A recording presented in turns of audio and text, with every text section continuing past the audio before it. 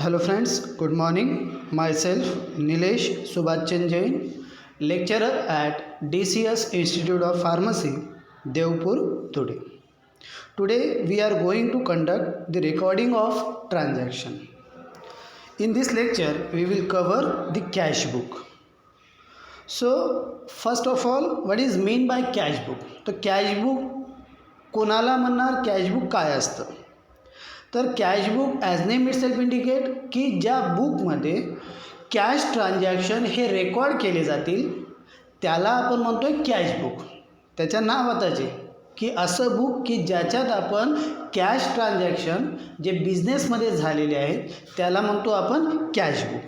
So cash book is use to keep a record of all transaction which are related to cash receipt and cash payment. तर जेव्हाही बिझनेसमध्ये जे काही transaction regarding cash, it may be ते paid केले असतील और it may be ते रिसीव केले असतील, all that transactions are recorded in a cash book and that book is called as a cash book. So that cash book which is a purpose or it serve the purpose of both journal as well as ledger. तर जे cash book आहे हे दोघं function perform करतं. जे function journal करतं, journal काय, दिस is one of the और it is a original books of account की ज्या ठिकाणी आपण एंट्री या रेकॉर्ड करतो फर्स्ट स्टेपला किंवा फर्स्ट स्टेप काय की recording of transaction in a journal. जर्नलवरनं त्या एंट्री पोस्ट करतो आपण लेजरमध्ये.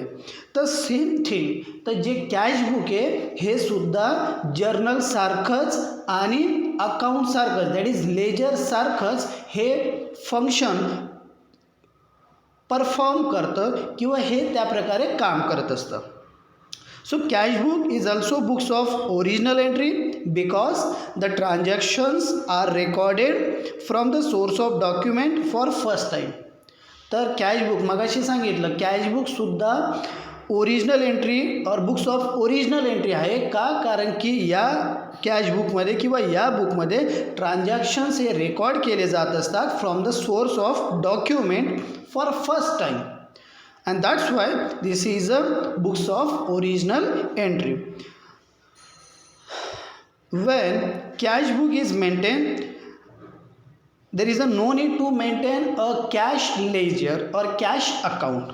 तर जेव्हा आपण कॅश बुक जर मेंटेन करत आहे तर तिथं त्यावेळेस आपल्याला जे कॅश ट्रान्झॅक्शन जे आपण किंवा कॅश अकाउंट जे लेजरमध्ये मेंटेन करतो तर तिथं मेंटेन करायची गरज राहणार नाही. That is the transaction of cash are not recorded in the journal. That is when a cash book is maintain, transaction of cash are not recorded in a journal. तर जेव्हा आपण कॅश बुकमध्ये cash transaction record करतो तर जर्नलमध्ये ती लिहिण्याची गरज राहणार नाही.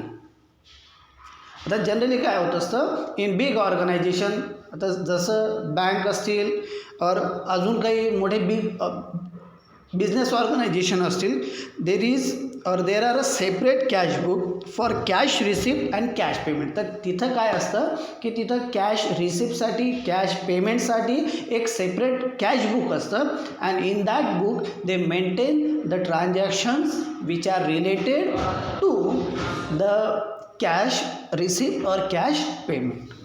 So there are following 4 types of cash book. In that, the petty cash book, again this is the one type of cash book. Okay, पण जर बघायला गेलं तर 3 प्रकारचे कॅश बुक हे असतात. तर सिंगल कॉलम कॅश बुक त्यालाच आपण म्हणतोय simple cash book.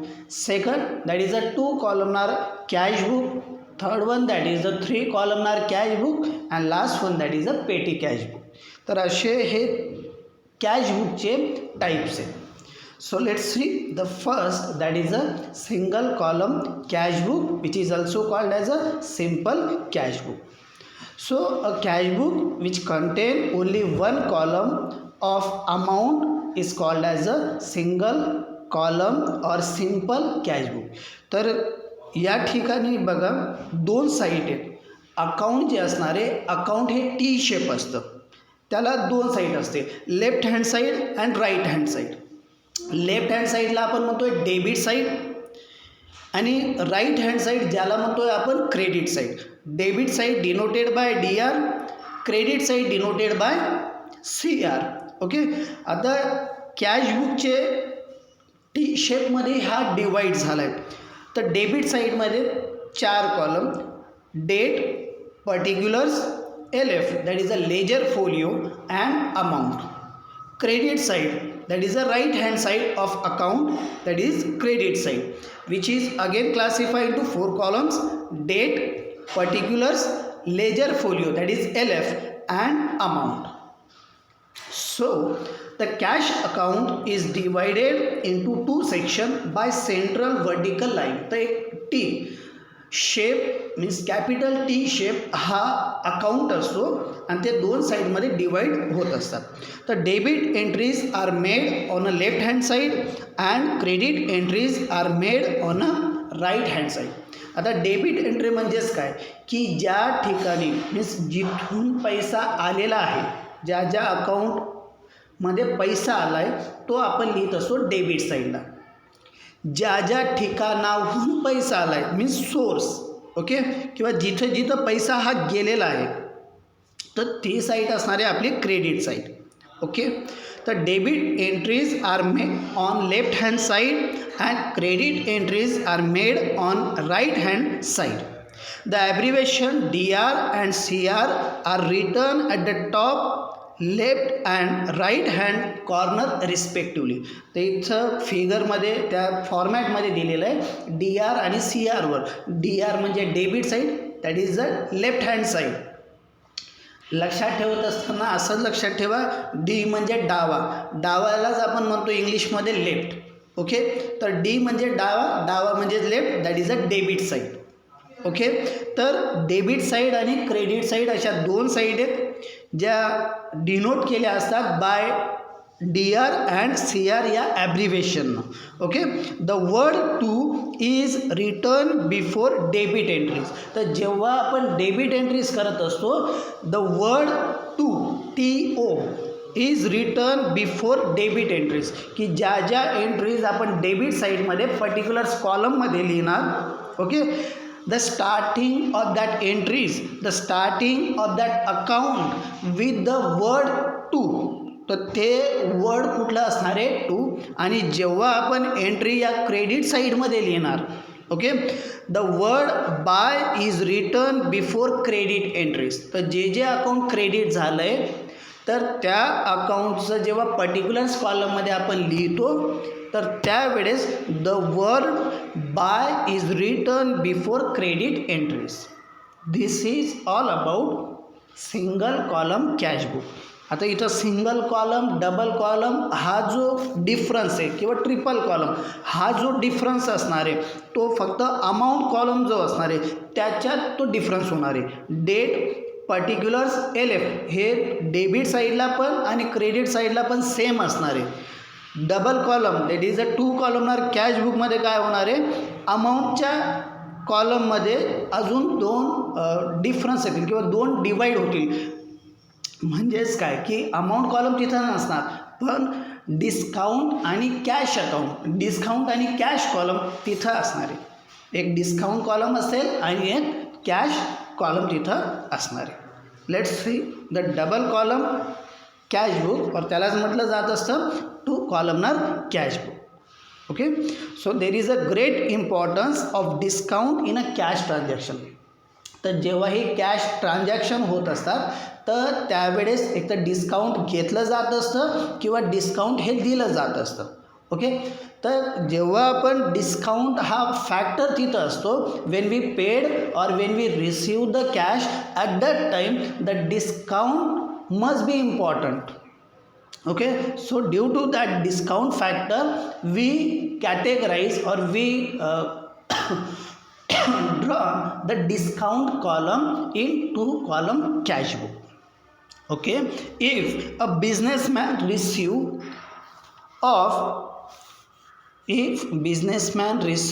or allows, एक तर तो रिसीव करेल किंवा अलाउ करेल cash discount, then 2 columnar cash book is needed to record it.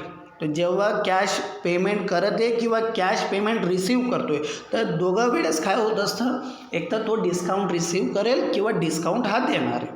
Okay, तर two columnar cash book is needed to record it that discount. Okay, so in this type of cash book the following two columns are provided on each side of cash book. Okay, तर पहिला column जो असणार आहे that is for discount which is a nominal account. Discount column तिथं असणार आहे and that discount column or that discount is a nominal account, and second column that is for cash which is a real account.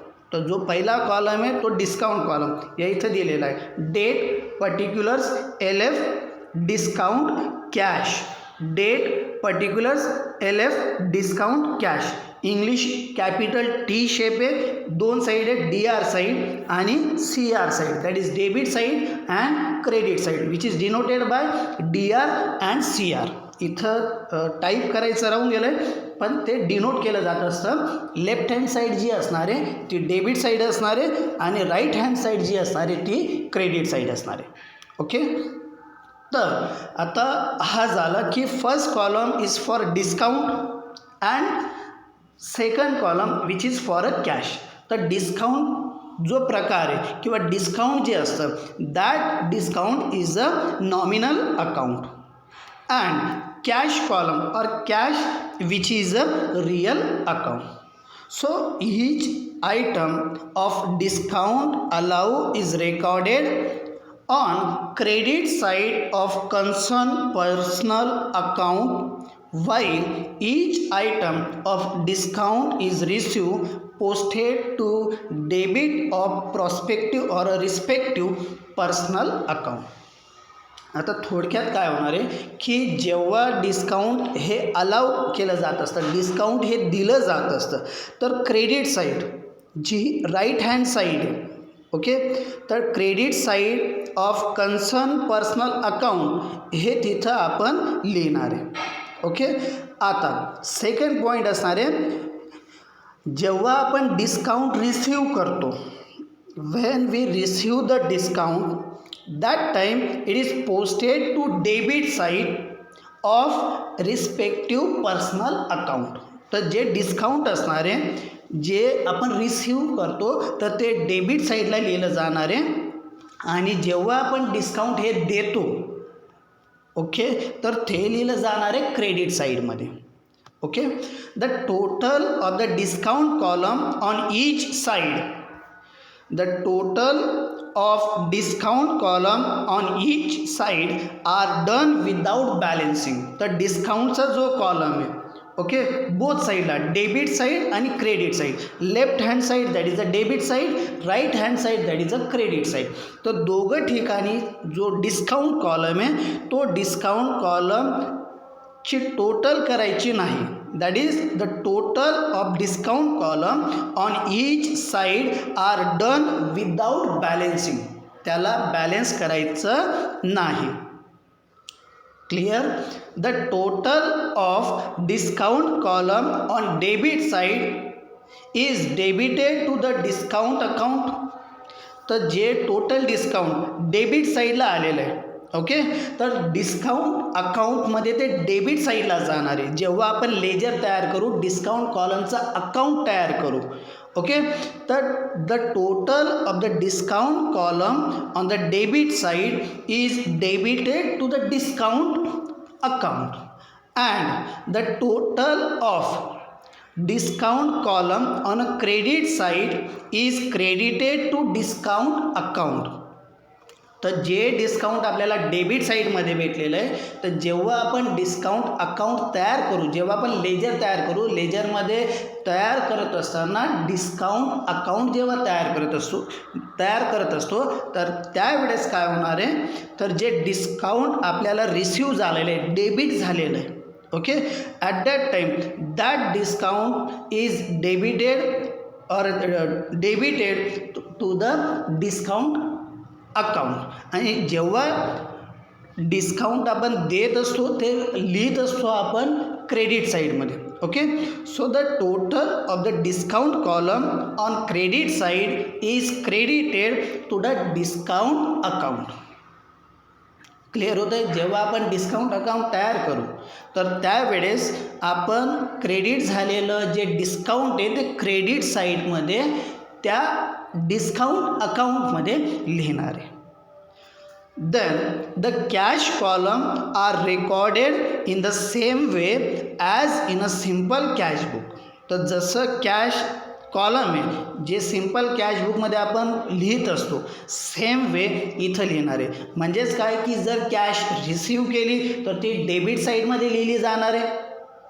Particular कॉलममध्ये त्या व्यक्तीचं त्या अकाउंटचं नाव आणि amount column that is a cash जो column आहे त्या cash कॉलममध्ये जी काही अमाऊंट असेल ती अमाऊंट आपण तिथं लिहिणार आहे. That is the cash column are recorded in the same way as in the cash book and the balance of cash column is ascertained in the same manner as balancing of simple cash book. तर दोघं जे amount आहे debit amount आणि credit amount ही balance करणं तिथं important असेल. दोघं कॉलम हे बॅलेन्स करावे लागतील किंवा करायचे तिथं असतात. सपोज जर डेबिट साईड ही हेवियर आहे दॅन क्रेडिट साईड. सपोज की डेबिट साईडमध्ये जर 100 रुपये आलेले आहेत आणि क्रेडिट साईडमध्ये जर 90 रुपये आलेले आहेत तर बॅलेन्सिंग कुठं होणार आहे तर जी साईड लाईटर आहे लाईटर साईड कुठली असणार आहे. मग आता इथं मी सांगताना ती लाईटर साईड असणार आहे क्रेडिट साईड. ओके, डेबिट साईडला जर 100 रुपये आलेले आहेत क्रेडिट साईडमध्ये 90 रुपये आलेले आहेत तर लाईटर साईड असणार आहे क्रेडिट साईड. किती रुपयानं तर 10 रुपयानं. तर क्रेडिट साईडमध्ये बॅलन्स कसा मेंटेन केला जाणार आहे तर बाय बॅलन्स C/D अमाऊंट कॉलममध्ये किंवा कॅश कॉलममध्ये आपण लिहिणार आहे 10 रुपीज. तर अशा पद्धतीनं दोघं साईड या बॅलन्स होतील.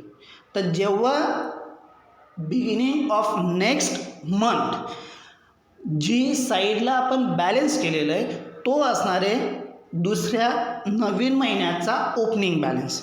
ओके, क्रेडिट साईड आपण मेंटेन केली by balance C/D that is carried forward आपण त्याला म्हणत असतो 10 रुपयाने. बरोबर. आता जेव्हा नवीन महिना किंवा नवीन मंथ जेव्हा चालू होत असतो तर त्यावेळेस काय केलं जाणार आहे तर जे मेंटेन केलेलं आहे आपण क्रेडिट साईडमध्ये ते येऊन जाणार आहे डेबिट साईडमध्ये. डेबिट साईडमध्ये येत असताना ते कसं लिहिलं जाणार आहे तर to balance BD to balance B/D 10 rupees. Clear. This is 2 column cash book. Thank you.